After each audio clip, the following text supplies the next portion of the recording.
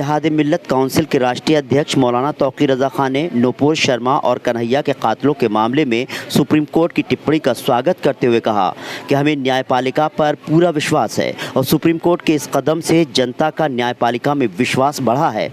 इस प्रकार की कार्यवाही बहुत पहले की जानी चाहिए। नुपुर के कारण पूरे देश में तनाव का माहौल पैदा हुआ है। हज़रत पैगम्बर मोहम्मद साहब की शान में गुस्ताखी करने वाली महिला के खिलाफ पहले ही कार्रवाई की जानी चाहिए थी।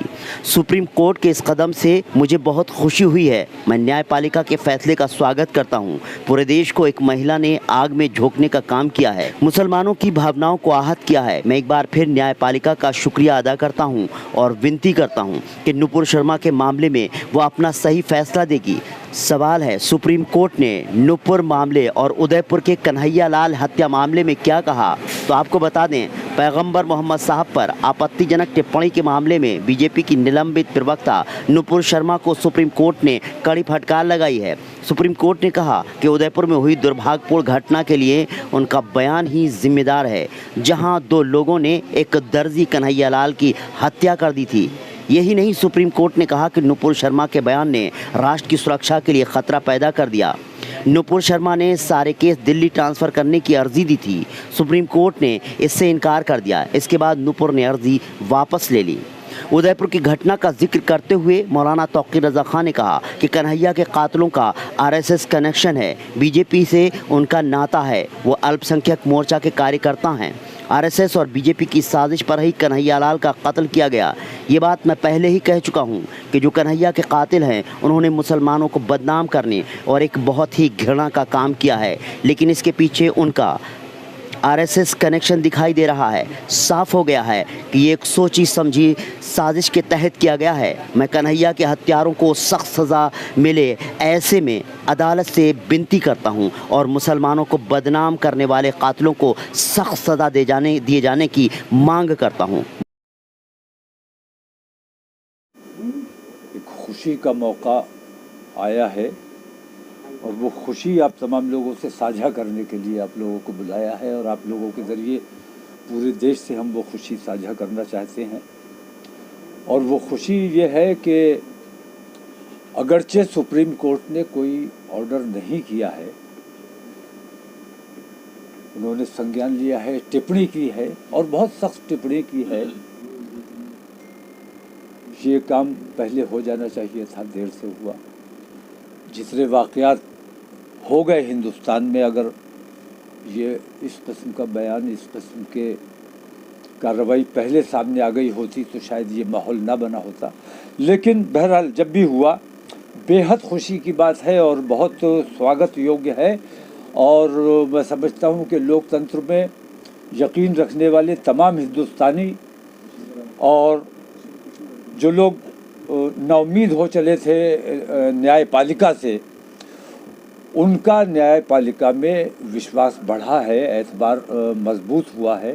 और मैं समझता हूं कि हिंदुस्तान की अदलिया अगर मुश्तबा हो जाएगी तो फिर हिंदुस्तान में कुछ नहीं बचेगा। अदलिया को हिंदू मुसलमान और तमाम चीज़ों से ऊपर उठकर, किसी पार्टी के दबाव में नहीं, सत्ता के दबाव में नहीं, अदलिया को अपने तरीके से फैसला करना चाहिए। यही सबसे बड़ा लोकतंत्र है। और न्यायपालिका अपना किरदार अगर ठीक रखती है, जैसा कि कल जो कार्रवाई सामने आई है, उससे हिंदुस्तान में लोकतंत्र में यकीन रखने वाले लोगों को बहुत राहत महसूस हुई है। मौलाना साहब, ये क्या वो है कि जब आतंकवादियों को सजा दी जाती है तो उस अदालत पर सवालिया निशान लगते हैं? अदालतों को सवाल के घेरे में रखना मुनासिब नहीं है। अदालतों पर सवाल तब उठते हैं जब सत्ता के दबाव में कोई फैसला होता है। मैं इस वक्त वो जिक्र नहीं करना चाहता, लेकिन फिर भी मजबूर हूं यह कहने के लिए कि महाराष्ट्र में जो कुछ भी हुआ, उद्धव ठाकरे बेहतरीन आदमी, बेहतरीन मुख्यमंत्री, उनके खिलाफ मुनज़्ज़म साजिश रची गई और उसमें कहीं से उन्हें कोई मदद नहीं मिली। ये चिंता का विषय है। ये लोकतंत्र के लिए बहुत घातक बात है। रहा सवाल इस बात का कि उदयपुर की जो घटना हुई, मैंने पहले दिन, आप लोगों को याद होगा, मैंने पहले दिन ये बात कही थी कि मुझे शुबा है कि इसके पीछे कहीं ना कहीं आरएसएस और भारतीय जनता पार्टी का हाथ है, क्योंकि राजस्थान के चुनाव सर पे आ गए। अब तो पाकिस्तान का हाथ निकला है ना। नहीं, पाकिस्तान का हाथ तो आप लोगों के चैनल निकाल रहे हैं। सरासर गलत बात है, सरासर बेईमानी की बात है। आरएसएस से उनके कनेक्शन साबित हो चुके। भारतीय जनता पार्टी के सदर ने इस बात को मान लिया कि वो हमारा आदमी, आरएसएस का आदमी, आरएसएस की जो अल्पसंख्यक मोर्चा का आदमी, वो खुला हुआ आरएसएस का आदमी है और इसके पीछे आरएसएस है। और वीडियो जो बनी है, मैं ये बताता हूं कि उन्होंने कत्ल कर दिया, बहुत बड़ा जुर्म किया। उन्होंने मुसलमानों के साथ गद्दारी की, मुसलमानों को कत्ल कराने का काम किया। वीडियो जो बनाया है वो हिंदुस्तान में अफरा तफरी फैलाने के लिए और मारकाट मचाने के लिए उन्होंने वो वीडियो जारी किया है। इसलिए मैं ये कहता हूं कि ये काम उनका नहीं है, उनके पीछे जिन लोगों का हाथ है, और उनके पीछे उन्हीं लोगों का हाथ है जो हिंदुस्तान में अस्थिरता का माहौल बनाए रखना चाहते हैं। इसकी उच्च स्तरीय जांच होनी चाहिए, उच्च स्तरीय इसकी जांच होनी चाहिए कि इसके पीछे किन लोगों का हाथ है। मैं बता रहा हूं कि अगर आज भी मैं ये बात कहता हूं कि आतंकवादी पाकिस्तान से आए थे, बंबई पर हमला हुआ था, लेकिन नुकसान क्या हुआ? हेमंत करकरे की टीम को कत्ल करने आए थे वो लोग, बंबई पे हमला करने नहीं आए थे। और हेमंत करकरे अगर जिंदा रहते तो हिंदुस्तान का जो असल आतंकवाद है, जो असल बम ब्लास्ट करने वाले लोग हैं, हेमंत करकरे अगर जिंदा रहते तो वो तमाम सामने आ जाता, सच्चाई सामने आ जाती। जो मीडिया जिस किस्म की हरकतें कर रही है, ये हमारे देश के लिए बहुत घातक है। मैं सुप्रीम कोर्ट से दरख्वास्त करता हूं कि नुपुर शर्मा और नवीन जिंदल पर लगाम कसने से पहले इन तमाम चैनलों पे लगाम कसी जानी चाहिए जो हिंदू मुस्लिम रात दिन परोसने का काम कर रहे हैं।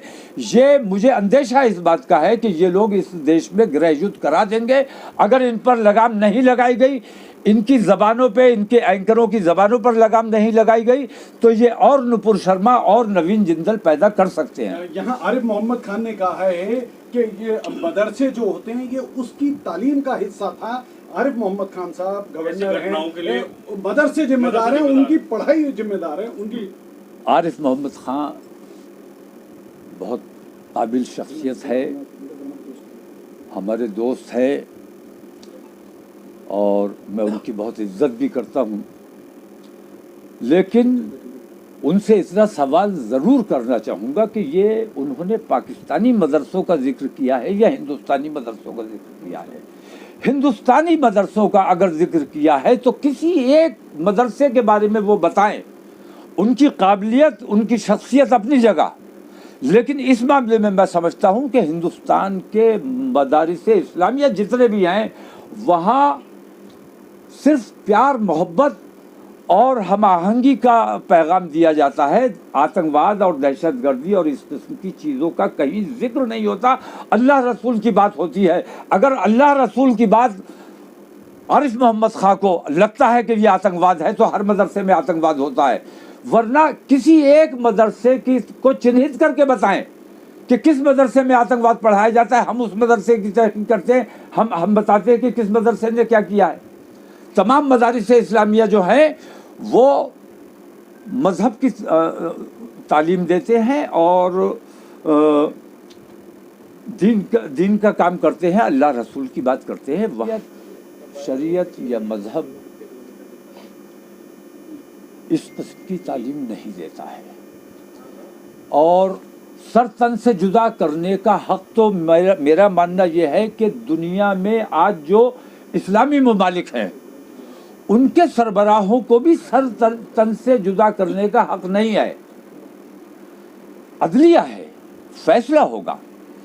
और मैं कहता हूँ सर तन से जुदा करने का यहाँ नरेंद्र मोदी को इख्तियार नहीं है, जबकि सबसे बड़े हाकिम है वो। हाकिम को इख्तियार होता है, हाकिम वक्त को इख्तियार होता है। हाकिम वक्त वो सुप्रीम कोर्ट हो सकता है, तो सर तन से जुदा करने का तो कहीं कोई मतलब बनता ही नहीं है। और ये ना कोई इस्लामी नारा है, ना इसका इस्लाम से कोई ताल्लुक़ है, ये बार बार वाज़ेह कर दिया गया। मैं ये बता रहा हूँ कि इस्लाम से इनका ताल्लुक़ जोड़ा जा रहा है। इनका नाम मुसलमान है, लेकिन ये आरएसएस के राब्ते में थे, अल्पसंख्यक मोर्चा के राब्ते में थे, और ये पेड हैं ये लोग, या इनको कोई और किसी किस्म का लालच देने, क्योंकि अगर इन्होंने मुसलमान की हैसियत से और मुसलमान होने की वजह से, नुपुर शर्मा की नाराज़गी की वजह से, या कन्हैया लाल के परिवार के गम में मैं बराबर का शरीक हूँ, और मैं उदयपुर जाऊँगा भी। अभी हालात थोड़े कशीदा है, ज़रा नॉर्मलाइज हो जाए तो मैं वहाँ जाऊँगा भी, उनके घर वालों से मुलाकात भी करूँगा, और जो हो सकेगा अपनी तंजीम की तरफ से मैं उनको नज़र भी करके आऊँगा। तो मुसलमान की हैसियत से अगर उन्होंने ये काम किया होता तो कम से कम अपने बच्चों का कोई इंतज़ाम किया होता। वो भीख मांगेंगे, क्या करेंगे? उन्होंने अपने अहले मोहल्ला, अपने दोस्त अहबाब, अपने रिश्तेदारों के बारे में सोचा, अपने कौम के बारे में सोचा होता कि हमारे इस गिर्द से, और जिस किस्म के उन्होंने हथियार लहराए, मैं तो हैरत करता हूँ कि ये हथियार कहाँ से आए इनके पास। मैंने पहली बार इस किस्म के हथियार देखे हैं। इसके पीछे पाकिस्तान के तो नहीं हथियार नहीं, इसके पीछे आरएसएस और भारतीय जनता पार्टी की मिलीजुली साजिश है, इसके अलावा कुछ नहीं है। सुप्रीम कोर्ट का कल जो टिप्पणी आई नुपुर को लेके, दिल्ली पुलिस को लेकर, कि उन्होंने बहुत सारा कहा कि हमारे मुंह मत खुलवाइए, आपने रेड कॉर्पोरेट, इसको आप किस तरीके से देखते हैं? नहीं, हमारा मुंह मत खुलवाइए का मतलब ये है कि बहुत दिन से वो कुछ बोलना चाहते थे, बेचैन थे बोलने के लिए। देश का जो माहौल ख़राब हो रहा था उसके लिए हमारे देश की अज़लिया बेचैन नहीं होगी तो कौन होगा। लेकिन वो भी शायद इस इंतज़ार में थे कि हुकूमत को फ़ैसला लेना चाहिए। मैं ये कहता हूँ कि हिंदुस्तान का जो माहौल बिगड़ा है, जो हालात बने हैं, कितने लोगों की मौतें हो गई, कितने लोग जेल में चले गए, कितने लोगों के साथ ज़्यादतियाँ हो गई। अगर नरेंद्र मोदी ने पहले इस पे निर्णय ले लिया होता, कोई बयान जारी कर दिया होता, तो मैं समझता हूँ कि शायद मुल्क के ये हालात ना बने होते और सुप्रीम कोर्ट को इस किस्म की टिप्पणी नहीं करनी पड़ती।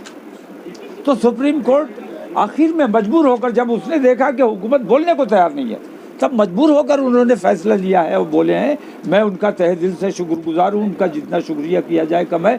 नरेंद्र मोदी जी से मैं एक बार फिर ये अपील करता हूँ कि जिस गुरु को मानते हो उससे मुहूर्त निकलवाइए, और अपनी लबकुशाई आपकी बेहद ज़रूरी है।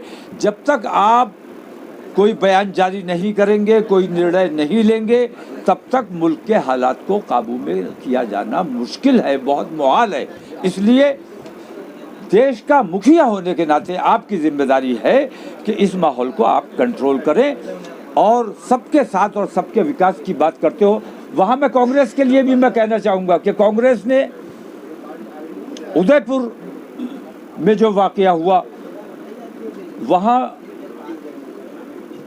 कांग्रेस ने उनको मुआवजा देने का ऐलान किया, लेकिन रांची में भी कांग्रेस की हुकूमत मानी जाएगी, कांग्रेस के ही लाइन से हुकूमत चल रही है। लेकिन वहाँ जो 13-14 साल के बच्चे पुलिस की गोली से मार दिए गए, उनको कोई मुआवजा क्यों नहीं दिया गया, ये हमारा सवाल कांग्रेस से है। तो मुआवजे में भी अगर हिंदू मुसलमान चलाया जा रहा है तो इससे ज़्यादा घिनौना क्या अपराध हो सकता है। मैं एक चीज़ और, क्या कन्हैया लाल के जो कातिल हैं, जिन्होंने घृणित अपराध किया, उनके लिए फांसी की मांग करेंगे जैसे कि देश में उठ रही है? मैं बिल्कुल, उन्होंने अपराध करना और बात है, गुस्से में झगड़ा हो गया, हमने गुस्से में कत्ल कर दिया, ये एक बात है। लेकिन पूरी प्लानिंग करके, प्लान है सारा,